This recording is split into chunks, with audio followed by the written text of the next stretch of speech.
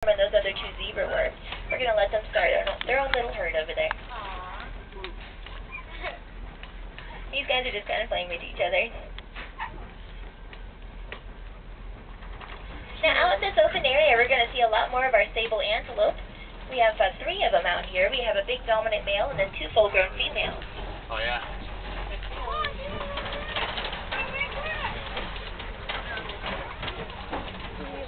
Guys, look over here at the tree. You guys are going to see some of our gemsbok antelope, or another common name for these animals is an oryx, O-R-Y-X.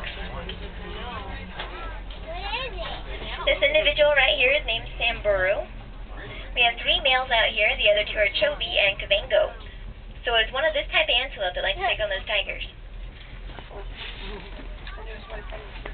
These guys are found in the Kalahari Desert of South Africa. It's their most common habitat.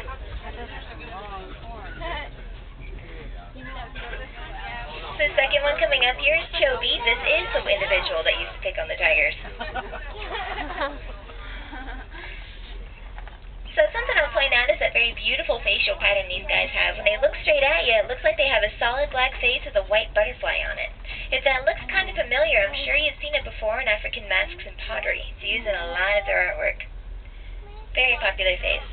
And also another cool thing is the fact that their horns are so straight. When they turn their head to the side, you see how one of the horns would completely block out the other. It'll make it look like they just have one. What does that look like to anybody? A unicorn. Yeah, we think these guys are responsible for the legend of the unicorn. So those guys are desert animals, like I said, from the Kalahari, and they have some really neat adaptations. Those guys are like the water conservation specialists of Africa. They can go up to 6 months without having a drink of water. Now, it sounds impossible, but how they do that, if there's a real bad drought going on, they'll start to rely on all the food they eat for the moisture they need. They have a real good sense of smell, so they can smell tubers that grow under the soil. They can dig those up and eat them, and those have a lot of moisture for them.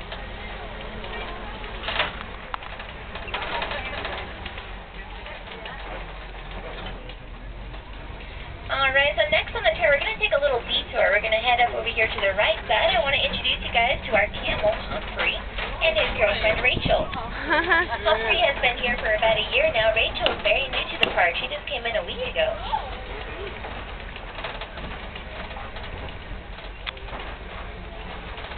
And I am getting awfully cold, so before anybody gets that concerned, I'm sure you've heard that camels spit, which they do, but don't worry, these guys are not going to spit on you. They've never even threatened to spit at a person before just because they like people so much. So this one that's closest to us here is a very new female. This is Rachel. Rachel's about 18 years old, which is about middle-aged. Typical lifespan is about 30 to 40 years. And in the back we have Humphrey. Humphrey is a much younger camel. We're not entirely sure of his age. We think he's between 3 and 5. He was a rescue animal, though, so we don't know that much about him.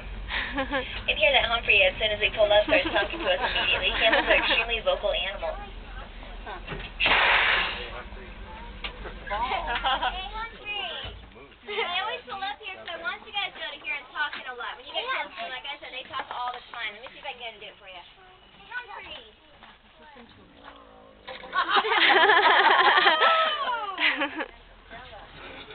She might. She's just getting used to these biscuits, so she might want one. I'm not sure, though. Want that?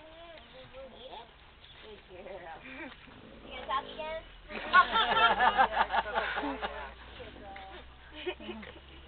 So these types of camels are known as the dromedary camel. You guys take a look at their backs. What do you think that means? A one hump, I think I heard. Okay, this type of camel does come from Africa, from the Sahara Desert area, also the Arabian Peninsula. It's one you see people riding all the time in the movies. Another name for them is the Arabian camel. Yeah, take a look at their humps. What do you think is stored in there? Water. Water. Everybody hears that growing up. I don't know why, though. That it's a myth. What it is in there is fat, not water. It is kind of a special fat, though, that when he breaks down, produces a little excess water that he can use for his body. But it's not he takes a big drink, the hump expands or deflates. It is just fat in there. Camels can go a long time without water, though. A camel can walk roughly 10 to 11 days without having any food or water, which is equivalent to traveling about 100 miles in the desert. How big guy?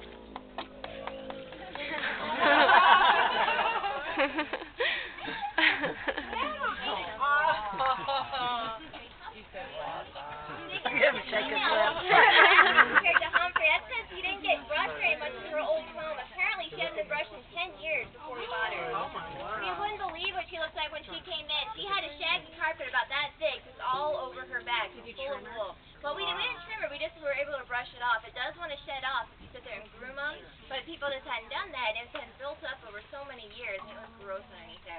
Now, she's much cooler and much happier now. You can imagine having that on you. Makes you really hot. But you can see on the back of her head and also her throat, she has a little bit of that stuff left. She's not really fond of us touching her head that much yet. Once she gets trusting us more, we'll be able to get that off. But she's only been here a week. So how frequently do you have to groom them? It's only usually during the spring. As soon as it starts to fall off, it can only take you